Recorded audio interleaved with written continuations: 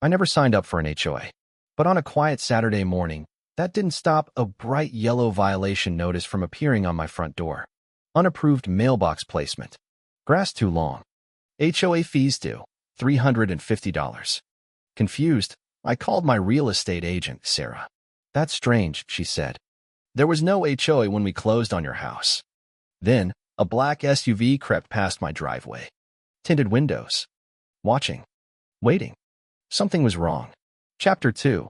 The barricade appears. A week later, new violations arrived. The fence asterisk is too tall. Wrong shade of white, asterisk.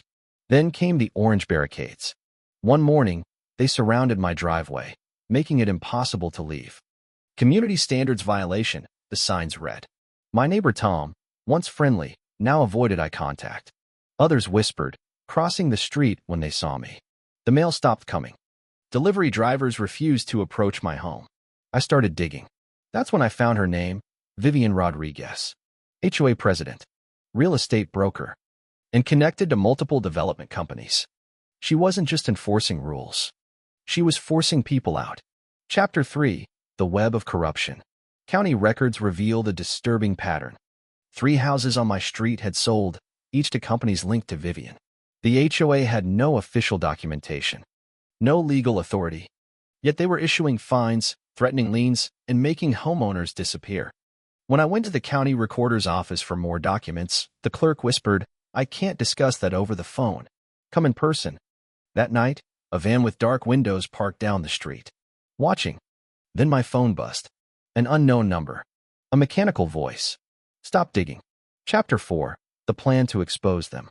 If Vivian thought intimidation would work, she was wrong. I documented everything. Photos, timestamps, videos of the barricades, and fake citations. My daughter, Maya, found online forums filled with similar stories of HOA harassment. Then, an elderly neighbor, Mr. Thompson, knocked on my door. "I shouldn't be here," he whispered, "but you need to see this." He handed me a manila envelope. Inside were property records, contracts, and emails showing Vivian's connections to developers. This wasn't about community standards. This was a land grab. I contacted a reporter. Chapter 5. The Breaking Point. The HOA called an emergency meeting, claiming I owed thousands in unpaid fees. The goal? Force me out. Vivian smiled as she listed my violations. I stood. I have proof the HOA was never legally established. Every fine, every rule. You had no authority to enforce any of it. The room murmured. The reporter scribbled furiously. I projected the documents onto the community center wall: property records, legal codes, proof of fake citations. Vivian's smile vanished. "This is a misunderstanding," she snapped. "We're just maintaining standards." Then, a woman in the crowd stood. "Vivian sold my house from under me. I got a foreclosure notice on a mortgage I never missed a payment on." More voices rose. Others had been harassed, fined into submission, or forced to sell. The tide was turning. Chapter 6. The Collapse of the HOA. The next morning, the reporter's story went live. Illegal HOA runs homeowners out for profit. Within hours, county officials launched an investigation. The barricades disappeared overnight. Residents who had once been silent spoke up. The FBI got involved. Fraud, forged documents, wire fraud. Vivian was at the center of it all. A week later, the HOA was officially dissolved.